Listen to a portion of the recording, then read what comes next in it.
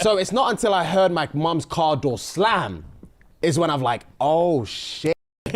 Oh, I'm about to get beats, and it's not even her fault. Yeah. I'm liable for these beats. Pause. Oh, it used to freak me out, man. It used to freak me out. So stressful, bro.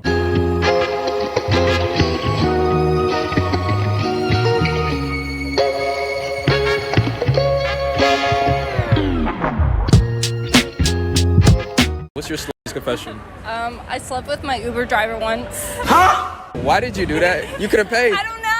You had no money? He came home with me and paid for my Uber, so. Yo, is that a new tactic? I mean. This is my first Uber trip. I just started. I would never tell my daughter to have an OnlyFans or be a stripper. You don't have to tell her. That's whatever she wants. No, but what I'm. What if she? You but tell what her. I'm. So why would I deal with somebody like that if I'm the type of guy that would never want my daughter to do shit like that? That's what I'm. You could tell your daughter not to do that. I'm not getting mad. I'm just saying it's common sense to me. You could tell your daughter not to do that. She gonna walk out that door and go hang with that do that. So what's gonna happen? She's gonna.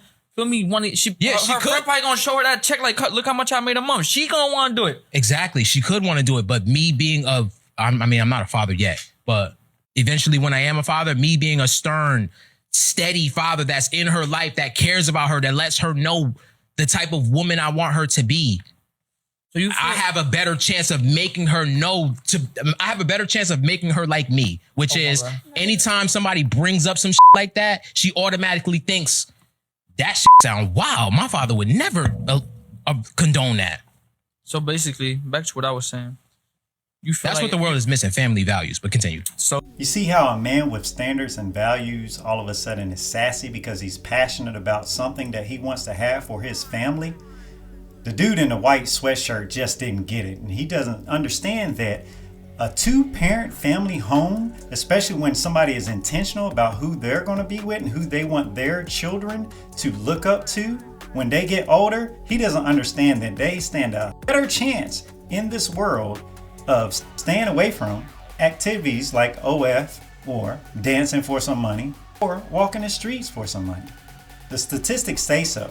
Now, if you're going to be an absentee father or not in their lives and they're having to rough it and they come with some daddy issues, then yeah, you're a little bit more prone to that lifestyle. But just because other people are doing it doesn't mean that you're going to naturally start doing it too. Everything that glitters is not gold. And bravo for this man setting the standard of how he wants his family to be. If you are a woman who has a tendency to nitpick, you always got to point out insignificant details. These are indications that you are insecure and argumentative. You always got to be right. You can't let it go. Woo. That is a toxic cocktail. So I'm wondering, if you're like this towards women, especially women you don't even know, I can imagine how you are with a man in your personal life. So fellas, if you really want to know the type of woman that you have, observe how she interacts with other women. Fellas, be aware of the type of woman you are getting involved with. I mean, don't you already have enough stress at the workplace? Do you really want to come home to it too? What are you doing? Are you doing a video of yourself? Yeah. Or me? Yeah. Are you secretly filming me? Who are you? Mr. Red? Hey, for you to know. I'm the dude going to the 12th floor. They just decided today to divorce his wife after 15 years. That's who the fuck I am. Who are you? You better know about me, boy. My man say you better ask around. Who are you? What's a text message you received that made your heart drop instantly? I'll be home in 10. Did you remember to take the chicken out the freezer? Wow, Damn. That used to be my childhood. Brother, back in primary school, this is when I used to live in Crystal Palace. I remember, it wouldn't even be a text message, bro. Because my mum would have told me before I go to school, because she would go to work before I went to school, take that out the freezer. Yeah. Obviously you forget, because I'm in a rush, I'm running late. And by the time I come home, my first thought isn't, chicken out the freezer or meat out the freezer. Yeah, it was 8 hours ago. Why are you going to remember? Bro, I'm in the living room watching Dragon Ball Z. So it's not until I heard my mum's car door slam is when I'm like, oh shit. Oh, I'm about to get beats. And it's not even her fault. Yeah. I'm liable for these beats. Pause. Oh, it used to freak me out, man. It used to freak me out. Stressful, bro. So I was talking to a male friend of mine the other day, and he told me that women don't apologize and women can't be held accountable. I began to really think deeply about this idea, and one of the things that came across my mind is in the last 9 months or so of me being in my private practice, I have myself experienced many women, whether they came in as a couple or they came by themselves, they very abruptly discontinued their therapy. And I started to reflect and really think, what was going on here? And I noticed that after I had to confront them about something, I had to bring to their attention something they were doing that wasn't contributing to the health of the relationship, they became very defensive and very harsh, and they stopped coming. Women do this all the time in the real world. The difference is they were actually paying somebody for a service and they couldn't just block them. So what did? They just cut off the service because they don't want to sit and be held accountable. This girl is killing me, man. All right. Dear Billy Bighead, I am a sophomore in high school, but I've been listening to your podcast for a year now. I need some advice. Oh, Jesus Christ. Girl, I dated her for about 9 months last year. A lot of heartache this week and learned a lot. The problem is that this girl is really immature and I cannot have a conversation with her without her arguing. Sorry, I picked this up. Without her arguing with me or over something not important. Oh, dude, you're a son. Who gives a shit? Move on to the next one. For example, towards the end of my relationship with her, she gave me the silent treatment for multiple days because I told her I didn't like Australia. She constantly insulted me, called me dumb, and told me I was a terrible brother. You dating your sister? Or she just observed your family? What state did this come from?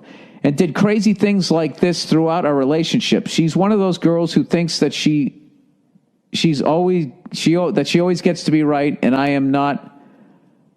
And I am not about that life, he said. Either ish or get off the pot, my man. If you say you're not about that life, then you wouldn't put up with that stuff. Time to move on. Says, when she broke up with me, it was this whole scene. Well, dude, it sounds like you dodged a bullet here. What dating is all about is meeting what you don't want, and then you figure that out, and then you finally meet the right person. You're what's the problem here? I got very close with her family, and well, so you're a good guy. And when we broke up, her 7-year-old sister sobbed. Jesus Christ. Her mom even went to the extent to call me on the phone to tell me I was a great boyfriend and wish that me and her could possibly work things out in the future. Her family adores me to this day due to the fact that I really played up the whole nice guy thing. Oh, what, are you really an asshole? This is where things get even worse. She constantly leads me on, and I fall for it. Yeah, that's what being young's all about. And at a town fair, she hung out with me all weekend. We were very flirty, and she heavily led me on, but when I asked her out, she said she wasn't ready. All right, dude. This, once again, if you listen to the last one, this is why you do not stay in contact with ex-girlfriends. Okay? She doesn't want you to meet someone else until she's met somebody. Or I don't know what the fuck they think. I just know you gotta walk. You gotta walk. All right. The same thing happened a few months later.